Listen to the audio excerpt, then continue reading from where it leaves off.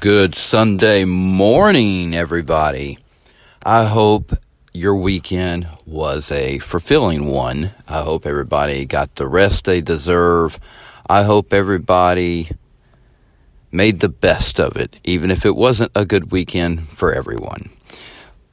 We all struggle on through the struggle, and we all try to stay super in our weakest moments. And today's Staying Super with SimplySuperDave is all about that bubble. Since it's Sunday, the day of rest, supposedly. For some it never ends. Every day is just another copy of the day before. We've all been there, I think, hopefully. I think you have to go through dark times to enjoy the light. And I think the struggle for something better is what motivates us to make hard decisions we don't want to make. It's all about that energy you have in you. You know, you try to manifest it the best you can. Sometimes it's not enough. Sometimes you have to dig a little bit deeper and make hard decisions that you don't want to make. But you know, to get to a certain spot, you have to make a lot of sacrifices. And I'm not talking about physical sacrifices, folks. This isn't medieval times here, okay? I'm talking about mental sacrifices. Not getting what you want, but what you need at the time. Figuring something out when the conventional way is not open to you. To let go of the image of what you're taught to be and figure out who you really are.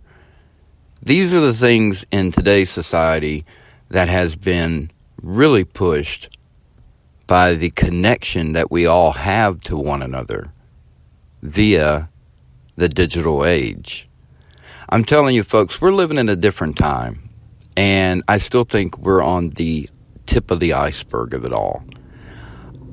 I think we finally pulled off the cap, and now we're into a real mental state of things. Thanks to the Industrial Revolution part of our human history, we have found a way to find and make machines to do everything that we physically could do.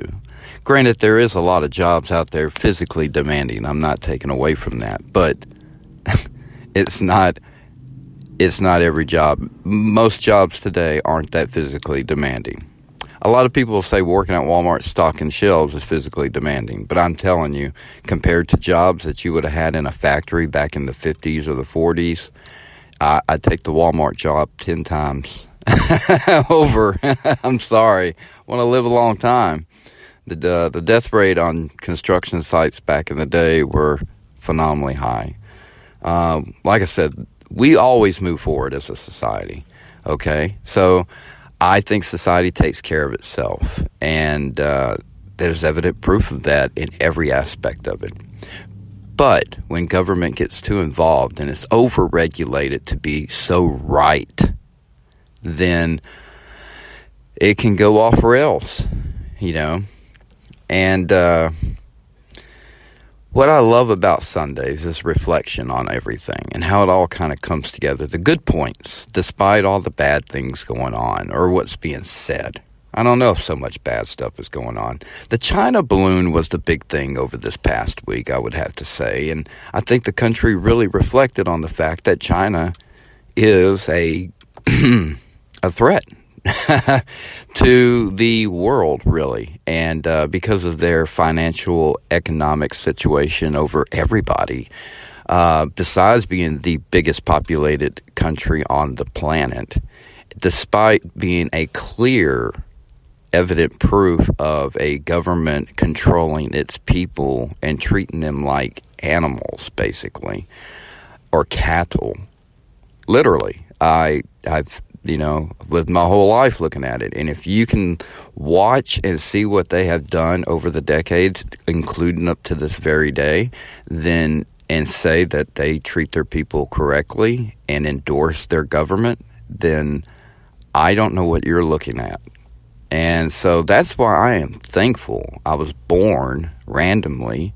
My energy, my spirit, those are the same thing, came into this little body that was born in America. I don't care where at in America.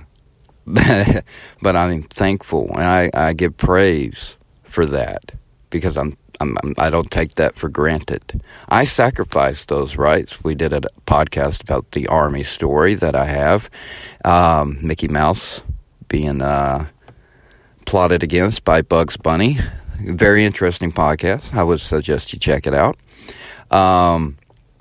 But when you surrender your rights as a free citizen in this country, you are property of the U.S. military.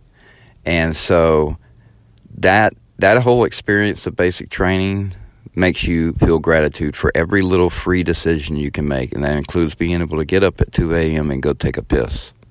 All right? Or having a piece of cake whenever you want it. I really enjoy my freedoms and to be whoever I get to be. And yes, you live in a country where you can go out in the public and display who you are, or you can live secretly in your little apartment and just do what you're told. It's really up to you, folks. It's whatever you want to do. Everything is bendable, you know. It is just human law. Like I said, this is Sunday, so I'm going to revolve back to the bubble thing. I think in one of my past podcasts here recently, I described the universe being a fish tank, and there'd be little air bubbles bouncing up inside of it. And in one of those little air bubbles is the planet that we live in. Because the bubble is the ozone layer, of course, or whatever, you know, the magnetic fields, whatever creates our little force field of atmosphere around us because of all the pressure of nothingness outside of it. And literally nothingness. It's just like water. And it's so condensed and pressurized. But inside are little bubbles, right? You see them float up to the top or whatever, where they come from. So we're inside this little bubble on this little moldy little rock, and we're little insects crawling all over the little rock. That's the earth, all right? And you have this vast thing. But you're in this bubble. You're on this round thing. Everything is, if you have enough pressure in your life and everything pushes on you in every single direction, you would be a sphere. You would be a ball. You would be a round thing. So that's why I would never, I love listening to flat earthers. I think they have interesting theories, and I like I said, I entertain all that. But at the end of the day, it's just theoretically and logically, everything would be a sphere. It would be a ball. May not be perfect, but it would be round. Our planet isn't a perfect sphere. It's very like a kid would pick up a ball and just roll it in your hand and drop it. That's the Earth, and in my theory, at least, because we're just just a bunch of organic matter shoved together, and over millions of years has formed this planet. And here we are living on it, thinking we own it, when it owns us. And that's just the truth. You can look throughout history. Whenever the planet feels like being volatile, or something outside of our planet comes into our planet, meteors, asteroids, then that changes the planet. But we always seem to manage, based on what we have found with ancient civilizations before the time that we could record our history, we know that we've existed before. So there is a great reset. There is a second coming. There is all prophesized, and because it's all been known before, and some remnants of that passes on, and we find it and we figure it out, but it takes us a long time. Look at it. But I don't think that any other civilization ever had the connection of this internet, this ability to connect with one another all around the world simultaneously at one time. This civilization has a uniqueness that no other civilization has ever had. And that is that interweb of connection between all of us. What I would like to call the mark of the beast. One of my earlier podcasts that we did. Now, that may scare you a little bit, being a Sunday and hearing those words being spoken. But the mark of the beast would have to be something, I would think, would be something we would want. Not that we would be scared of. Because the realization of all prophecies is that the majority of the people will be led in the wrong way, right? And it would be through a tool that's been used for something that we would desire and need and feel like we must have connected into our lives. And that is this very internet that we all use. I mean, look at me, I'm podcasting. How much involved can I possibly be in this mark of the beast? So, being the optimistic person that I am, I would have to figure out, well, let me look at it this way. This is a great tool. But if I picked up a hammer and built a house, I've built something. I've done something positive, good with it, right? Or I could take the hammer, flip it around, and beat someone in the back of the head with it and kill them. Then the tool becomes a weapon. I believe that media has been weaponized. And I believe that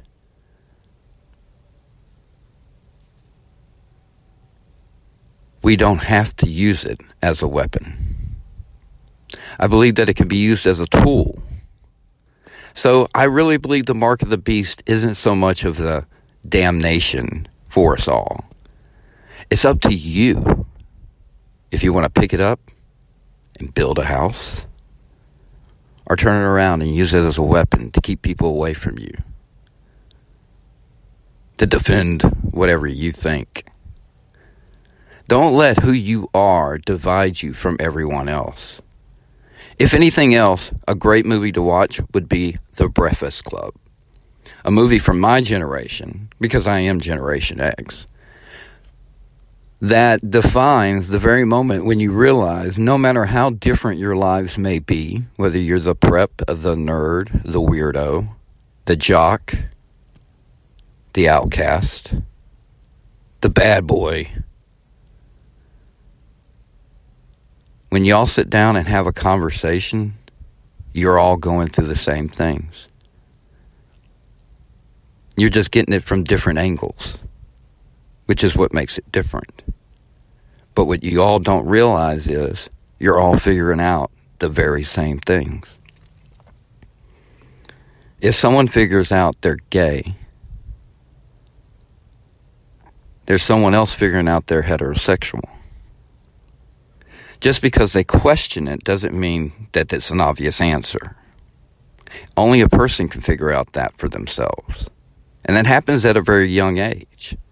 In my generation, I had a lot of influence from different ways. You watch the TV, it was pushed at an early age that I love equality. And I am baffled that only in the recent 50 years that we have really achieved a lot of it. And not just for, race equality, gender equality, and I mean, same-sex marriages for people, love is love, whatever. Just logical, makes sense stuff, There's enough people on the planet where we're not trying to populate. So if anybody wants to live the way they want to, I think they should be. Now, if we were down to 10 people on the planet, hopefully we have 5 women and 5 men, that would be a perfect world. But if it was just like, one woman, she has to make a hard decision. She either has a kid or the human population ends. That's kind of how it is. So that's basic biology. Now that would create. Now think about that: 1 woman, 9 men. There's going to be somebody gay in that group. That's all I'm saying. She can't make 9 men happy. I'm sorry. And if that's how it was, that would just be wrong. But if you go back to caveman days and all the way to where we are now, I think we're doing pretty damn good. Women have rights, and just like everybody else, we have achieved that. We have created equality, and it all started with this country putting people first and not government. To always remember, you have the control of this country to keep on being who you want to be, to keep breaking those boundaries and traditions that hold back the forward movement of society, the acceptance of the free spirit and not the human vehicle in front of you. You are not able to pick out who you are. You're not able to pick out the vehicle you're in. You are not able to decide the life that is coming for you. Whether you make it through this day or not is really not up to even you. But you can control the spirit within. That is who you are. My name is Dave. That's my name. But who am I? This is my body. It's my body. But who am I? These are things that are attached to me. But who am I? Who am I speaking right now? Where are these words coming from? That's who I am. And that's what I share the podcast for. Because doing the podcast, when I say things that I think about, like I prepare a topic in my head, but once I start talking about things, I know I'm going to go off rails and go in 15 different directions. Like I said, I'm not here to give you answers. I'm here to make you think. That's all I want you to do, folks. Look into it yourself. Think about it. Don't even look into it. Think about it for a while and figure out the pieces. Scooby-Doo that shit on your own. You don't have Google. Back in the days of Scooby-Doo, you had to figure it out by getting out there and actually finding clues, going to the libraries, digging through information, digging literally through information. Now you digitally tap through information. And from your convenience of bed at 7:03 in the morning. Life is tremendously great, folks. Don't let the mark of the beast make you see the evil and fear and hate out there. Use the mark of the beast to find the love, the laughter, and the unity that you're living in today. Go be a conqueror. Enjoy your Sunday. SimplySuperDave out.